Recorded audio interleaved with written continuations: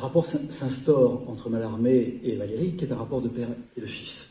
Donc c'est très lourd à porter pour quelqu'un qui est fasciné par la grandeur de Mallarmé, sur lequel finalement il n'écrira que très peu. C'est sans doute aussi un silence. De sa maturation intellectuelle, de sa rencontre de Mallarmé, etc. J'ai connu Mallarmé après avoir subi son extrême influence, et au moment même où je guillotinais intérieurement la littérature. Je guillotinais intérieurement la littérature. Effectivement, Valéry rencontre Mallarmé au début des années 1890, mais c'était presque un peu trop tard. C'était le moment où, justement, il était en train de bifurquer vers autre chose, cette fameuse nuit de Gênes dont je vous ai parlé. Et Valéry continue, toujours dans cette lettre à Alberti Bodel. J'ai adoré cet homme extraordinaire dans le temps même que j'y voyais la seule tête, hors de prix, à couper pour décapiter toute Rome.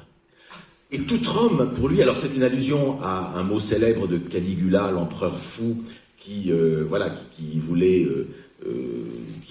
décapiter toute Rome. Voilà, c'était ça. Mais là, la Rome en question que veut abattre Valéry. Alors on peut imaginer, la Rome, c'est la rue de Rome, où il y avait le salon de Mallarmé. Enfin, Mallarmé avait son appartement rue de Rome, donc c'est mardi avait lieu rue de Rome. Mais c'est la Rome de la littérature, c'est-à-dire cette nouvelle religion, qui n'est pas la religion chrétienne, qui a remplacé la religion chrétienne, et qui est la religion même de la littérature, à laquelle Mallarmé et Valéry jeune communiaient intensément. Et tout le discours de Valéry à ce moment-là, à partir des années 1910-1920, c'est de dire que voilà, cette période des années 1890, c'est la période où la jeunesse, l'avant-garde, voulait tout sacrifier à la littérature. C'était la religion. Et donc, en tout cas, toute sa vie s'est traduite dans la peinture, le dessin et aussi la sculpture. Donc je trouve qu'elle renvoie à la conception qu'avaient Valéry et Mallarmé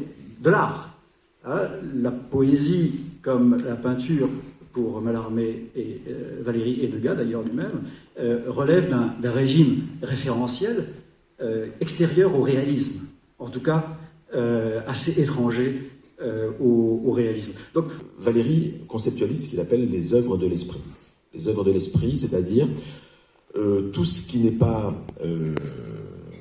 tout ce qui est créé par l'esprit pour être consommé en quelque sorte par l'esprit. Et il dit cette chose, c'est que l'œuvre de l'esprit n'existe qu'en acte.